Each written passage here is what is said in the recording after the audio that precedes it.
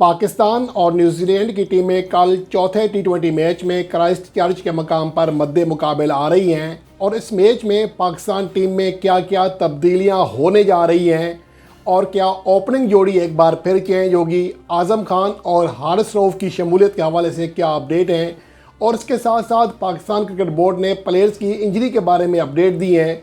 तो ये तमाम चीज़ें इस रिपोर्ट का हिस्सा बनाते हैं। उसके बाद आखिर में जो प्लेइंग 11 है उसके ऊपर निगाह डालेंगे। अब यहाँ पर जो सबसे बड़ी अपडेट है वो आज पाकिस्तान क्रिकेट बोर्ड ने दी है अपने प्लेयर्स की इंजरी के हवाले से, जिसमें ये बताया गया है कि इब्रार अहमद और उसके साथ साथ खुरम शहजाद जो कि फास्ट बॉलर थे, दोनों दौरा ऑस्ट्रेलिया में शामिल थे। इब्रार अहमद कोई टेस्ट मैच नहीं खेल सके थे, अलबत्ता खुरम शहजाद ने डेब्यू किया था और दोनों ही खिलाड़ी अनफिट हो गए थे। अब उनका रिहेबिलेशन प्रोग्राम शुरू कर दिया गया है लाहौर में, जबकि 5 हफ्ते की रिहेबिलेशन प्रोग्राम मुकम्मल करने के बाद शादाब खान को मुकम्मल फिट करार दिया गया है। अब वो अगले अपनी असाइनमेंट के लिए अपनी टीम को ज्वाइन कर सकते हैं, जिनके लिए एनओसी भी दिया गया है। वो टी20 लीग खेलेंगे। उसके बाद उनकी अगली असाइनमेंट पाकिस्तान सुपर लीग है, जहाँ पर वो इस्लामाबाद यूनाइटेड को लीड करेंगे। ये तो है इंजरी के हवाले से अपडेट। अलबत्ता अब्बास अफरीदी की इंजरी के हवाले से पीसीबी ने कोई अपडेट नहीं दी है कि वो चौथे टी20 मैच के लिए पाकिस्तान टीम को दस्तयाब होंगे या नहीं होंगे। लेकिन अब यहाँ पर सवाल ये पैदा होता है कि पाकिस्तान टीम सीरीज़ ऑलरेडी गंवा चुकी है। तीनों मैचों में पाकिस्तान को शिकस्त का सामना करना पड़ा, लेकिन अब चौथे टी20 मैच में पाकिस्तान टीम किस तरह ख़ुद को फतूहात की जानिब गामजन कर सकती है, ये सबसे बड़ा टास्क है। दबाव बढ़ता जा रहा है। अब चेंजिंग्स क्या करनी है? सबसे पहला मसला तो है ओपनिंग का, कि हमारी ओपनिंग जोड़ी डिलीवर नहीं कर सकी है, ये बात हकीकत है। और इससे पहले अगर हम बाबर आजम और रिजवान की ओपनिंग जोड़ी की बात करें, या बल्कि उससे पहले भी शुरू करते हैं, 2023 में जो हमने शुरू की थी तो अफ़गानिस्तान के खिलाफ पहली टी20 सीरीज़ थी, जिसमें सैम अयूब और मोहम्मद हारिस को एज ए ओपनर आजमाया गया था। पहले मैच में 3 ओवर में 17 रन का ओपनिंग स्टैंड मिला, विकेट गिर गई पहली। दूसरे मैच में सिर्फ दूसरी गेंद पर विकेट गिरी और बगैर किसी रन के ये जो शराकत है वो टूट गई। और तीसरे मैच में 1.1 ओवर में 3 रन बनाने के बाद ये शराकत टूट गई। तो ये ओवरऑल शराकती रिकॉर्ड था। उसके बाद अगर बाबर आजम की बात करें और रिजवान की, जो न्यूजीलैंड के खिलाफ होम सीरीज़ खेली, उसके आखिरी जो 3 मैचेस थे उसमें आखिरी मैच में 51 रन की शराकत कायम की, 9 रन फी ओवर का एक रन रेट था और उससे पहले 6 रन की शराकत कायम की, जबकि उससे पिछले मैच में 99 रन की शराकत कायम की थी। 10.4 ओवर तक ये जोड़ी रही, 9.28 का रन रेट रहा था। तो ये सूरत हाल रही है इस जोड़ी के हवाले से। लेकिन अब यहाँ पर सवाल ये पैदा होता है कि न्यूजीलैंड में जो जोड़ी आजमाई गई है रिजवान की और सैम अयूब की, वो अब तक नाकाम है। उसमें इस जोड़ी ने जो रन्स किए हैं बहुत कम किए हैं। पहले मैच में 33 रन का ओपनिंग स्टैंड मिला, दूसरे में 8 का और तीसरे में सिर्फ 23 रन का हमें ओपनिंग स्टैंड मिला। और इनमें से कोई भी बैट्समैन 30 रन की हद पार नहीं कर सका। पहले मैच में सैम अयूब ने 27 और मोहम्मद रिजवान ने 25 रन किए, किसी हद तक बेहतर थे। दूसरे मैच में सैम अयूब 1 और मोहम्मद रिजवान 7 रन बनाकर आउट हुए। तीसरे मैच में सैम अयूब 10 और मोहम्मद रिजवान 24 रन बनाकर आउट हुए। तो ये सूरत हाल रही है ओवरऑल। तो यहाँ पर फिर सवाल ये पैदा होता है कि क्या अब ओपनिंग जोड़ी चेंज करने का वक्त आ गया है? इसके लिए 2 चीज़ें हैं। एक तो ये कि सैम अयूब, जिनके बारे में कहा गया है कि कैसी ही परफॉर्मेंस क्यों ना दे, इसको टी20 वर्ल्ड कप 2024 तक ओपनर रहना ही रहना है। चलें ये बात मान लेते हैं मोहम्मद हफीज़ की, इसमें प्रोफेसरी होगी कोई। लेकिन अहम बात यह है कि कल एक मैच खेला गया था अफ़गानिस्तान और इंडिया के दरमियान, जिसमें रोहित शर्मा ने, अगर उसके पहले 10 ओवर्स की बात करें, एक तो ये कि उनकी 22 रन पर 4 विकेटें गिर गई थी 4 ओवर में।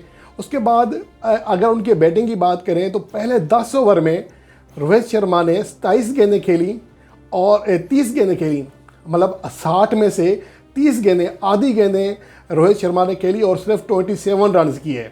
और उसके बाद जो स्कोर था 11 ओवर में इंडिया का 65 रन था और 4 विकेटें उनकी गिर चुकी थी। और 15 ओवर्स में उनका स्कोर था 109 और उनकी 4 विकेटें गिर चुकी थी। तो ये सूरत हाल थी। लेकिन उसके बाद उन्होंने लाठी चार्ज किया और 212 रन बना डाले।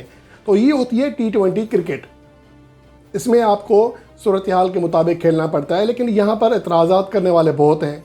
यहाँ पर बहुत ज़्यादा हर कोई जो है यहाँ पर माहिर है, हर कोई क्रिकेट की समझ बूझ रखता है। तो अब यहाँ पर क्या पाकिस्तान क्रिकेट बोर्ड क्या करेगा, जो मैनेजमेंट है या हमारी जो कैप्टन है वो क्या करेंगे? क्या ओपनिंग एक बार फिर चेंज होगी? रिजवान की परफॉर्मेंस देख लें तो इस नई जोड़ी के साथ वो कामयाब नहीं रहे हैं। तो अब यहाँ पर फिर दो ऑप्शन है। अगर हम साहबजादा फरहान को टीम में लाते हैं क्योंकि वो एक रेगुलर ओपनर हैं, तो उन्हें एज ए ओपनर ही खिलाया जाए। बेशक सैम अयूब और साहबजादा फरहान ओपनिंग करें, उसके बाद वन डाउन पोजीशन पर बाबर आजम, फिर फ़खर जमान, उसके बाद नीचे जो है रिजवान आ जाएंगे, फिर इफ्तिखार अहमद। लेकिन अगर ओपनिंग जोड़ी चेंज की जाती है और फ़खर जमान को एज ए ओपनर लाया जाता है, क्योंकि इसके हवाले से बहुत ज़्यादा बातें हो रही हैं। लेकिन मैं आपको इतना बता दूं कि अक्टूबर 2018 से 17 इनिंग्स में एज ए ओपनर खेले T20 इंटरनेशनल मैचेस में फ़खर जमान एक भी 50 नहीं है, और जो पांचों 50 बनाई हैं सरसे में वो तीसरी या चौथे नंबर पर बनाई हैं, और चौथे नंबर पर उनका स्ट्राइक रेट 192 है, जो कि सबसे बेस्ट स्ट्राइक रेट है। तो मेरे ख्याल में उनकी अब मुश्किल से पोजीशन पर वो सेट हो रहे हैं, तो नहीं छेड़ना चाहिए। तो फिर बेस्ट ये होगा कि ओपनर्स जो हैं वो चेंज किए जाएँ, लेकिन सैम अयूब और साहबजादा फरहान को आजमाया जाए अगर चेंजिंग करनी है। और उसके अलावा क्योंकि आज़म खान की मेरे ख्याल में जगह नहीं बनती है, ये बात हमें पहले समझ जानी चाहिए थी कि वो तेज़ पिचेस का बैट्समैन नहीं है, जैसा कि उसकी शॉट तक नहीं लग रही उसे। लास्ट मैच में स्लो डिलीवरी थी, उसको वो पूरे ज़ोर से गेंद को हिट किया, लेकिन फिर भी बाउंड्री लाइन पर कैच हो गया। हालांकि वो तेज़ गेंद नहीं थी। तो उनकी जो सोच है वो तेज़ पिच पर वो जहनी तौर पर डिस्टर्ब हो जाते हैं, जो मुझे लगा है। तो अब इस सूरत के बाद एक तो ये हारिस रऊफ भी बड़ी मार खा रहे हैं, वो सिर्फ डेथ ओवर्स में किसी हद तक बचाव कर लेते हैं, वरना उनको भी बड़ी मार पड़ती है। तो इसलिए हारिस रऊफ को भी रेस्ट दिया जा सकता है, रेस्ट का नाम ले लें, आराम ड्रॉप किया जा सकता है। तो अब पाकिस्तान की जो प्लेइंग 11 बनती है उसमें सैम अयूब और साहबजादा फरहान ओपनिंग करें, Babar Azam one down position पर, जिसके बाद फ़खर जमान, फिर मोहम्मद रिजवान, फिर इफ्तिखार अहमद, मोहम्मद नवाज़, मोहम्मद वसीम जूनियर, शाहीन अफरीदी, अब्बास अफरीदी हारिस रऊफ की जगह पर। और अगर अब अब्बास अफरीदी फिट नहीं है तो ज़ाहिर सी बात है फिर हारिस रऊफ के साथ ही जाना पड़ेगा, और 11वें नंबर पर जमान खान। तो ये पाकिस्तान की प्लेइंग 11 बेस्ट बनती है। और इसके साथ साथ अब यहाँ पर जो अहम चीज़ है वो ये भी है कि पावर प्ले में वसीम जूनियर को इस्तेमाल किया जाए या जमान खान को, बजाय इसके कि हारिस रऊफ को लाया जाए और हारिस रऊफ को पहले 8 ओवर में बॉलिंग ना दी जाए, तो ये ज़्यादा बेहतर ऑप्शन हो सकता है। लेकिन हमारे यहाँ उल्टा सिस्टम है, और मोहम्मद नवाज़ को भी पावर प्ले में यूज़ किया जा सकता है। वो एक इकोनॉमिकल बॉलिंग करा रहे थे गुज़श्ता मैच में। शुरू में तो उनको रन्स नहीं पड़ रहे थे क्योंकि फिन एलन किसी भी फास्ट बॉलर को नहीं छोड़ रहा, और यही मौका है कि शायद उन्हें जो है, फिन एलन एक खिलाड़ी है जो सबसे ज़्यादा रन्स कर रहा है। अपनी टीम का 40% रन्स 3 मैचों में अकेले बैट्समैन ने किया है। और हमारी टीम मैनेजमेंट, हमारा जो बॉलर्स की जो कोचिंग की एक बड़ी एक फ़ौज बनी हुई है, किसी के पास ये इसका हल नहीं है कि फिन एलन को कैसे कंट्रोल किया जाए। और यही पाकिस्तान टीम की सबसे बड़ी बदकिस्मती है, ना तजर्बाकारी है कोचेस की, इनको आइडिया ही नहीं है कि किस तरह कंट्रोल करना है, किस खिलाड़ी के ख़िलाफ़ क्या प्लानिंग करनी है, कोई पता नहीं है। सब सीख रहे हैं। मोहम्मद हफीज़ 30 लाख माहाना तनख्वाह ले रहे हैं, कोचिंग का तजर्बा 0/0। बातें करवा लो, प्रोफेसर बन के दिखाएंगे आपको, लेकिन उनकी उसका तजर्बा बिल्कुल 0 है।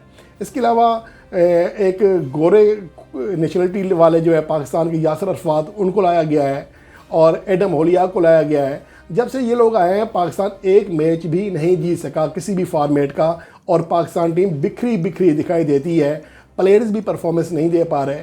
तो ये चीज़ें अब पाकिस्तान क्रिकेट बोर्ड को सोचना पड़ेंगी, मैनेजमेंट को सोचना पड़ेंगी। और कल के मैच में ये जो मुमकिन 2 चेंजिंग्स हैं, एक आज़म खान की जगह साहबजादा फरहान और हारिस रऊफ की जगह अब्बास अफरीदी आ जाएँ, तो मेरे ख्याल में इसके अलावा पाकिस्तान के पास मज़ीद कोई ऑप्शंस नहीं हैं।